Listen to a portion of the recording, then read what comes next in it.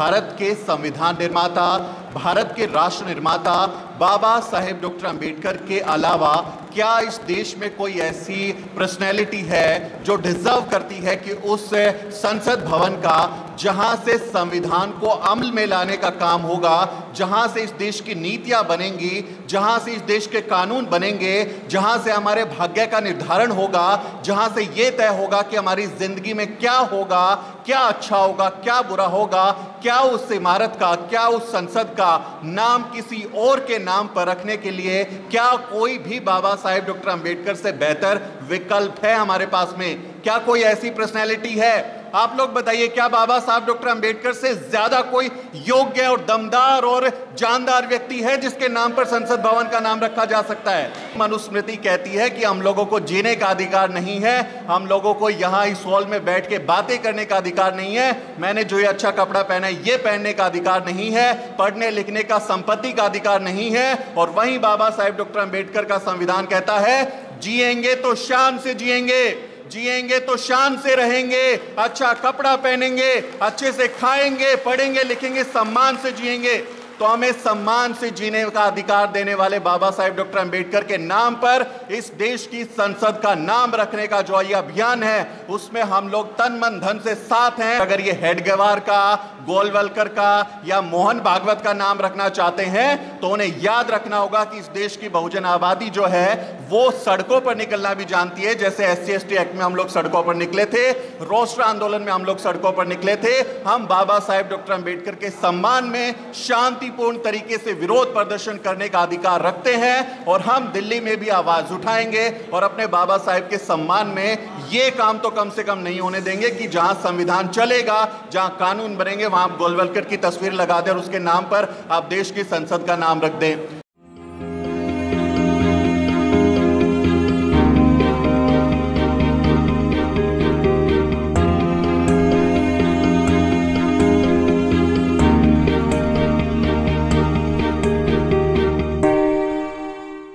जय भीम सभी को। आप लोगों के सामने बोलने का मौका मिला और आप लोगों से मुलाकात का मौका मिला तो बहुत अच्छा लग रहा है।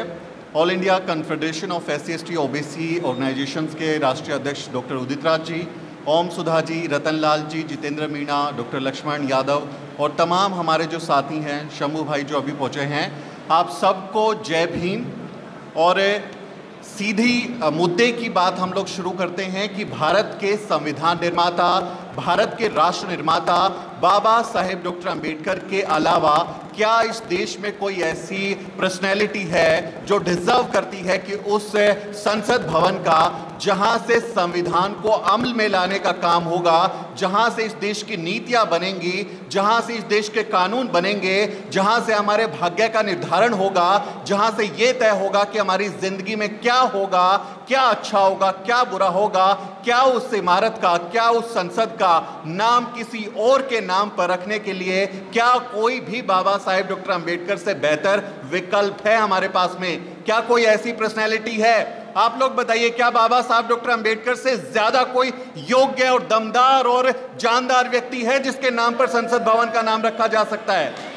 तो कौन गोलवलकर का नाम रखने की बात करता है, कौन हेडगेवार का नाम रखने की बात करता है? जब भारत का संविधान बनाने की बात उठ रही थी कि भारत का एक ऐसा संविधान बनाएंगे जिसमें सभी को समानता, न्याय, बंधुता, भाईचारा, सबको कानून के सामने बराबरी का दर्जा मिलेगा, सबको बराबरी के साथ जीने का अधिकार मिलेगा, कोई भेदभाव नहीं होगा, ना लिंग के आधार पर, ना जाति के आधार पर, ना धर्म के आधार पर, ना क्षेत्र के आधार पर, कोई भेदभाव इस देश में नहीं होगा। पूरी दुनिया के संविधान का सबसे बेस्ट उसमें से चीजें निकाल के एक दस्तावेज बनाया जाएगा। तो कौन था जिसका नाम लिया गया? बाबा साहेब डॉक्टर अंबेडकर, क्योंकि उस वक्त भी भारत की संविधान सभा में इस देश का भविष्य निर्माण करने के लिए बाबा साहेब डॉक्टर अंबेडकर से योग्य व्यक्ति कोई नहीं था। उनसे ज्यादा पढ़ा लिखा, कानून को समझने वाला, पूरी दुनिया की किताबें पढ़ के, पूरी दुनिया के कानून को समझ के अच्छे अच्छे आर्टिकल हमारे संविधान में डालने वाला बाबा साहेब डॉक्टर अंबेडकर से योग्य कोई व्यक्ति नहीं था। इसीलिए बाबा साहेब डॉक्टर अंबेडकर को संविधान सभा का अध्यक्ष बनाया गया, वरना ये संविधान सभा में जाने भी नहीं देते हमारे लोगों को। तो उस व्यक्ति ने जिसने इस देश का संविधान बनाया है, उससे अलावा कोई अगर आपको डिजर्विंग लगता है तो वो इसलिए लगता है क्योंकि आप इस देश में भारत के संविधान को खत्म करके इस देश में गैर बराबरी के लिए, जो अभी मेरे पूर्व से वक्ता जो मनुस्मृति लहरा रहे थे ना, वही मनुस्मृति कहती है कि हम लोगों को जीने का अधिकार नहीं है, हम लोगों को यहां इस हॉल में बैठ के बातें करने का अधिकार नहीं है, मैंने जो ये अच्छा कपड़ा पहना है ये पहनने का अधिकार नहीं है, पढ़ने लिखने का, संपत्ति का अधिकार नहीं है। और वहीं बाबा साहेब डॉक्टर अंबेडकर का संविधान कहता है जिएंगे तो शान से जिएंगे, जिएंगे तो शान से रहेंगे, अच्छा कपड़ा पहनेंगे, अच्छे से खाएंगे, पढ़ेंगे, लिखेंगे, सम्मान से जिएंगे। तो हमें सम्मान से जीने का अधिकार देने वाले बाबा साहेब डॉक्टर अंबेडकर के नाम पर इस देश की संसद का नाम रखने का जो ये अभियान है, उसमें हम लोग तन मन धन से साथ हैं। और डॉक्टर उदित राज, डॉक्टर ओम सुधा, इन लोगों को धन्यवाद कि इन लोगों ने ये मुहिम शुरू की। अभी जिक्र हो रहा था, मैं गुजरात में 12 दिन रह के चुनावी यात्रा करके आया हूं, वहां पर भी लोग जो हैं लोगों के वीडियो देख रहे हैं, सुन रहे हैं और कह रहे हैं हाँ, इस देश की पार्लियामेंट का नाम बाबा साहेब डॉक्टर अंबेडकर के नाम पर ही रखना चाहिए, क्योंकि वही सबसे बेस्ट पर्सनैलिटी है और वो समानता के प्रतीक है, इक्वालिटी के प्रतीक है, इसलिए बाबा साहेब के नाम पर ही रखना चाहिए। और अगर ये हेडगेवार का, गोलवलकर का या मोहन भागवत का नाम रखना चाहते हैं तो उन्हें याद रखना होगा कि इस देश की बहुजन आबादी जो है वो सड़कों पर निकलना भी जानती है। जैसे SC/ST एक्ट में हम लोग सड़कों पर निकले थे, रोस्टर आंदोलन में हम लोग सड़कों पर निकले थे, हम बाबा साहेब डॉक्टर अंबेडकर के सम्मान में शांतिपूर्ण तरीके से विरोध प्रदर्शन करने का अधिकार रखते हैं। और हम दिल्ली में भी आवाज उठाएंगे और अपने बाबा साहेब के सम्मान में ये काम तो कम से कम नहीं होने देंगे कि जहां संविधान चलेगा, जहां कानून बनेंगे, वहां आप गोलवलकर की तस्वीर लगा दें और उसके नाम पर आप देश की संसद का नाम रख दें। तो हम ये नहीं होने देंगे। मैं अपना पूर्ण समर्थन इस कैंपेन को देता हूं। बहुत जरूरी है, किसी के लिए वोट मांगने नहीं आए हम आपके पास में कि डॉक्टर उदित राज को संसद में पहुंचाना, इसलिए आप वोट दे दीजिए। बाबा साहेब डॉक्टर अंबेडकर के सम्मान में आए हैं, उनकी औलाद है, उनकी वजह से हमारा अस्तित्व है, तो उनके सम्मान में हम आए हैं और इसमें आप सबको भी साथ देना चाहिए। मुझे चूंकि समय की सीमा है, बहुत कम समय 4-5 मिनट का मिला है, तो मैं अपनी बात को खत्म करूंगा। बस एक कहानी सुना रहा हूं, मुझे उम्मीद है उस कहानी से कुछ ना कुछ प्रेरणा आपको जरूर मिलेगी। 4 दोस्त होते हैं, 4 दोस्तों में एक ब्राह्मण होता है, एक क्षत्रिय होता है, एक वैश्य होता है और एक शूद्र होता है। जो मनुस्मृति में हम लोगों को शूद्र अति शूद्र कहा गया वही होता है। 4 लोगों ने मिलकर खीर बनाई। खीर में किसी ने चावल डाला, किसी ने दूध डाला, किसी ने अपना आग जलाई और मिलके बहुत बढ़िया स्वादिष्ट खीर बनाई। लेकिन किसी की बुद्धि जाग गई। ब्राह्मण कहते हैं ये खीर बना के रख दो रात में, सुबह जिसको सबसे अच्छा सपना आएगा वो अपना सपना बताएगा और जिसका सबसे अच्छा सपना लगेगा वो सारी खीर खाएगा। तो ब्राह्मण उठे, सुबह सब लोग उठे हैं और उठ के कहते हैं कि भाई मेरे सपने में तो जो है ना राम आए थे, श्री राम आए थे, इसलिए मैं डिजर्व करता हूं, मुझे ये खीर खाने दो। उसके बाद क्षत्रिय का नंबर आया, वो बोले भाई मेरे यहाँ पर तो राम लक्ष्मण सीता सभी आ गए, मैं ज्यादा डिजर्व कर रहा हूँ, ये खीर सारी मेरे को दे दो। वैश्य भाई साहब बोले मेरे सपने में तो हनुमान भी आ गए, राम लक्ष्मण सीता के साथ में हनुमान भी आ गए, मैं सबसे ज्यादा बड़ा दावेदार हूँ, ये सारी खीर मेरे को दे दो। अब हमारे शूद्र भाई का नंबर आया, तो उनसे कहते हैं भाई आपको क्या सपना आया रात में? तो शूद्र कहते हैं मेरे सपने में रात में बाबा साहब डॉक्टर अंबेडकर आए थे।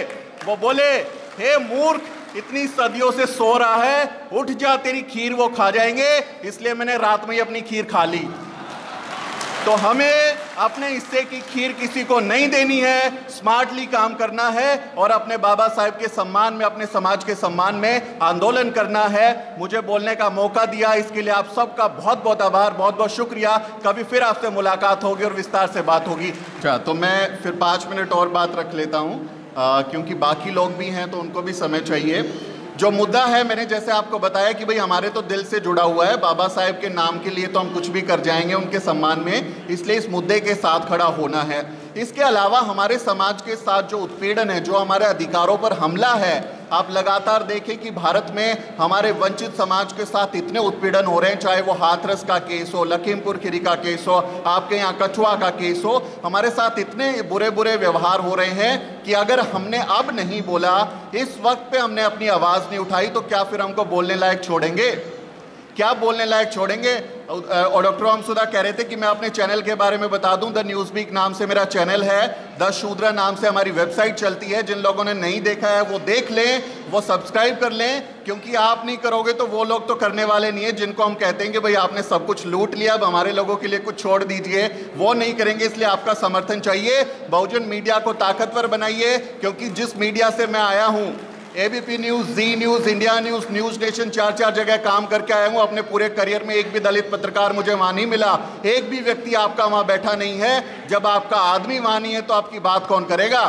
परसों न्यूज लॉन्ड्री ऑक्सफैम की रिपोर्ट आई है, भारत का media 90%, 90% of Indian media is dominated by the upper caste only. 90% Bharat का मीडिया सिर्फ सवर्णों का भरा हुआ है। भारत में एक भी ऐसा मेन स्ट्रीम, जिसको आप लोग कहते हैं, मैं मनु स्ट्रीम कहता हूं, मनु स्ट्रीम मीडिया का एक चैनल, अखबार, वेबसाइट ऐसी नहीं है जिसके संपादक, जिसके हेड दलित आदिवासी बैकग्राउंड के लोग हैं। तो हमारे लोग वहां नहीं बैठे, हमारी कोई बात नहीं कर रहा, इसलिए इस कैंपेन के बारे में आप खबरें वहां नहीं पढ़ेंगे। वो खबरें आपको नेशनल दस्तक पे, दलित दस्तक पे या फिर न्यूज़ वीक जैसे चैनल पे मिलेगी। इसलिए आपका साथ भी हमको चाहिए। जरूरी है कि आप लोग भी हमारे साथ खड़े हों और इस कैंपेन को हम कामयाब बनाएं। तो मुझे लगता है कि मेरी बात मुकम्मल होगी, मेरे जो कहना था मैं कह चुका हूं। बहुत बहुत शुक्रिया एक बार फिर से डॉक्टर उदित राज का, डॉक्टर ओम सुधा का। फिर मैं जरूर आऊंगा किसी कार्यक्रम में और फिर बहुत अच्छे से आप लोगों से बात करूंगा। बहुत बहुत शुक्रिया। जय भीम।